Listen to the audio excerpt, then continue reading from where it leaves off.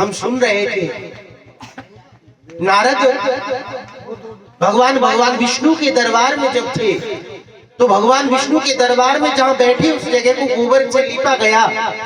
तो ऐसा देखकर नारद भगवान विष्णु से पूछने लगते हैं, हे प्रभु, ऐसा क्या मुझ में अवगुण है, ऐसा क्या दोष देखा जिसके कारण आपने गाय के गोबर से मेरे स्थान को लीपा जिस जगह पर मैं बैठ गया। तो भगवान विष्णु कहते हैं, हे नारद, आप निगुरे हो, आपने कोई गुरु नहीं बनाया। गुरु जिस व्यक्ति के जीवन में नहीं है, ऐसे व्यक्ति की छाया पड़ने मात्र से आपको पाप लगता है। तो बैठने मात्र से तो जगह अपवित्र हो जाती है, पूरा वायुमंडल अपवित्र हो जाता है। तो गाय के गोबर से उसको शुद्ध करते हैं, गौमूत्र से शुद्ध करते हैं, गंगा जल से शुद्ध करते हैं। इसीलिए जिसने गुरु नाम धारण कर रखा है, आप विचार करना, ये नार में गुरु नाम की कंठी ऐसे ही नहीं होती। इस कंठी के द्वारा मैटत कठिन कुअंग बालके, कुअंग भी लिखा हो उसको मैटने की सामर्थ्य रखी है गुरु नाम की कंठी। जिसने भी गुरु नाम का, अच्छा विचार करो क्यों नार में कंठी डालते हैं। हमारे पहले एक गैया थी, वो गैया भागने लगती थी, थोड़ा सा खूंटा से खोला गाय भागने लगती थी, तो उसकी नार में एक डेंगा डाल दिया, एक लकड़ी का डेंगा बना के नार में जिसके पैरों में अड़े। अच्छा वो इसलिए डाला जाता है कि उसकी दौड़ समाप्त हो जाए, उसके पैरों में लगे, उसको चोट लगे तो रुक जाए, दौड़े ना। ऐसे ही आपका ये मन दौड़े भगे वासनाओं में, तभी गुरु महाराज आपकी नार में इस कंठी को डालते हैं।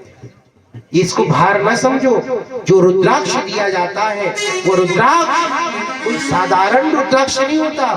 भगवान शंकर का पंचमुखी रूप है एक रुद्राक्ष के अंदर। रुद्राक्ष की पवित्रता के ऊपर हम बोलेंगे। आप अभी सुने नारद जब उन्हें लगा तो मैं क्या करूं, उन्हें लगा मैं क्या करूं, तो भगवान विष्णु ने कहा आप समुद्र तट पर जाएं और प्रातः काल आपको जो भी मिल जाए उसको गुरु बना लें। नारद जी प्रातः काल समुद्र तट पर पहुंचे और समुद्र के किनारे उन्होंने देखा कि एक मछुआरा व्यक्ति वहां से जाल लेकर मछलियों को टांग कर निकल रहा है।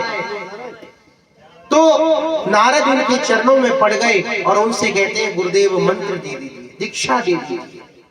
वो कहते हैं मैं जाति से अधम हूँ, नीच हूँ, मैं कैसे गुरु बन सकता हूँ। कि नहीं, भगवान विष्णु की आज्ञा है, आप हमें मंत्र दो।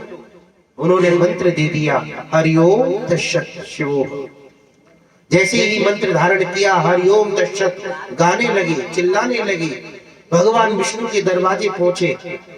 विष्णु से जब भगवान विष्णु ने नारद से पूछा कि नारद आपको गुरु मिल गए, तो नारद कहते गुरु तो मिल गए, पर जब गुरु में पर लगाई तो नारद को 84 लाख योनियों का श्राप दे दिया।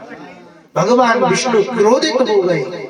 आप विचार करना, विष्णु पुराण के अंदर ये कथा आती है, रामचरितमानस के अंदर भी ये कथा आती है।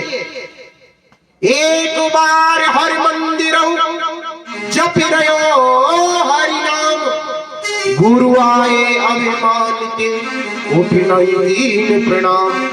एक बार कागोसंडी जी महाराज कहते हैं, मैं हरि मंदिर में सुमिरन कर रहा था, ध्यान मग्न था, मुझे ये घमंड था कि मैं पूजा में हूँ, भक्ति कर रहा हूँ। जब गुरु का आगमन हुआ, उठ नहीं कीन प्रणाम, उठकर प्रणाम नहीं किया।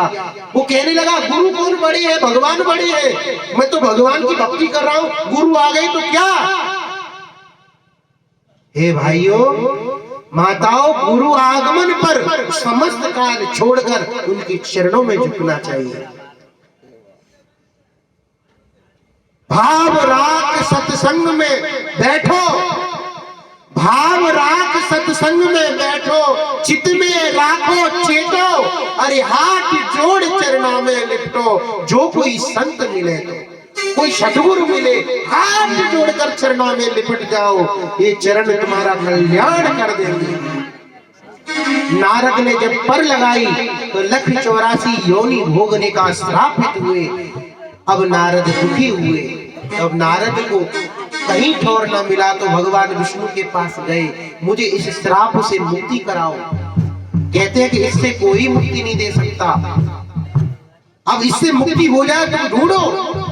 व्याकुल हुए नारद, भटकते हुए नारद अपने गुरु के पास गए, रोने लगे, गुरुदेव मैं श्रापित हुआ हूं, मुझे 1,84 योनि का इन्होंने श्राप दे डाला भगवान विष्णु ने।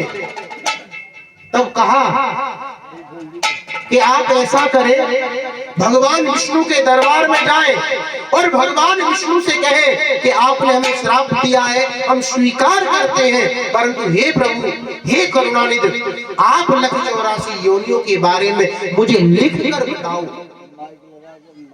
तो गुरु की आज्ञा धारण करके नारद भगवान विष्णु के धाम पहुंचे और विष्णु से कहा, हे प्रभु, आप हमें 1,84 योनि लिखकर बता दीजिए जमीन पर कौन कौन सी होती है, कहीं ऐसा ना हो कोई योनि छूट जाए। फिर पुनिरप जननम पुनिरप मरणम पुनिरप जननी जठरे शयनम, पुनिरप जन्मम पुनिरप मरणम पुनिरप जननी जठरे शयनम, भज गोविंदम भज गोविंद।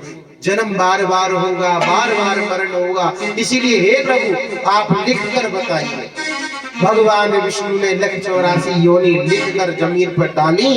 ऐसे ही नारद जी उस लिखे हुए पर लोट पोट हो गए, और जैसे लोट पोट हुए खड़े होकर धूल को झड़ाने लगे।